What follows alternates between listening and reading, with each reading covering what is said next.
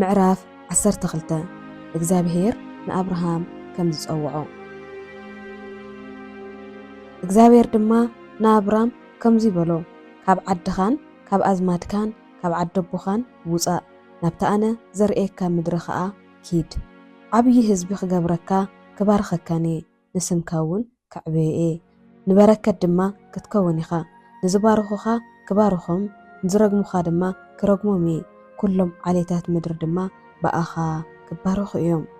አብራም ከዓ ናብቲ እግዚአብሔር ዝኣዘዞ ኸደ ሎጥ እውን ምስኡ ኸደ አብራም ካብ ካራን ክወፅእ እንተሎ ወዲ 75 ዓመት ነበረ። አብራም ድማ ንሶራ ሰበይቱን ንሎጥ ወዲ ሓውን ነቲ ዘጥረይዎ ኩሉ ጥሪቶምን ነቶም ኣብ ካራን ዘጥረይዎም ሰባትን ሒዙ ናብ ምድሪ ኸነኣን ክኸይድ ወፀ። ኣብ ምድሪ ኸነኣን ከዓ በፅሐ።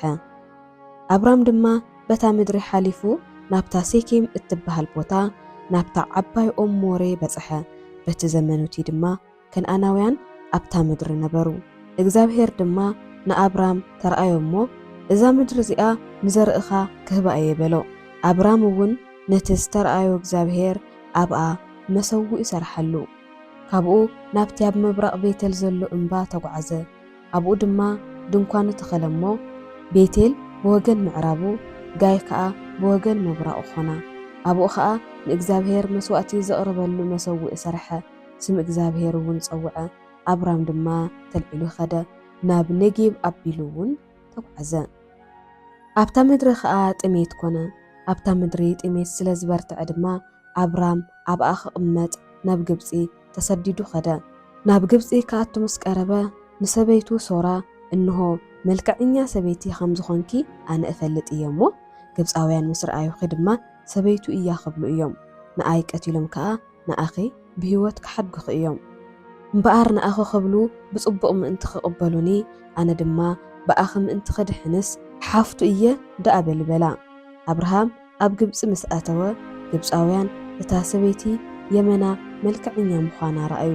ሽሙኛታት ፈርዖን ምስ ረኣዩዋ ድማ ኣብ ቅድሚ ፈርዖን ኣድነቑዋ። ናብ ቤተ መንግስቲ ፈርዖን እውን ወሰድዋ። ፈርዖን ድማ ምእንቲ ሶራ ኢሉ ንአብርሃም ጽቡቕ ገበረሉ። አብርሃም ከዓ ኣገልገልቲ ኣወዳትን ኣንስትን ኣባጊዕን ኣብዑርን ኣእዱጉን ኣግማልን ነበርዎ። እግዚአብሔር ግና ብምኽንያት ሶራ ሰበይታ አብራም ንፈርዖንን ንቤቱን ብብርቱዕ መቕሰፍቲ ቀዝዖም። ፈርዖን ድማ ንአብራም ናብኡ ፀዊዑ እዚ ኣባይ ዝገበርካዮ እንታይ እዩ? ስለምንታይ ኢኻ ኸ ሰበይትኻ ምዃና ዘይፍለጥከኒ? ስለምንታይ ከ ሓፍተ እያ በልካ? ሰበይተይ ክትከውን ወሲደያ ነይረ። ሕዚ ግና እኒሃትልካ ሰበይትኻ ሒዝካ ኺድ በሎ። ፈርዖን ድማ ንሓሻኽሩ ንአብራም ከፋንዎም ኣዘዞም። ንሳቶም ከዓ ንኡኡን ንሰበይቱን ንዘለዎ ኩሉ ጥሪት እውን ኣፋነውዎም።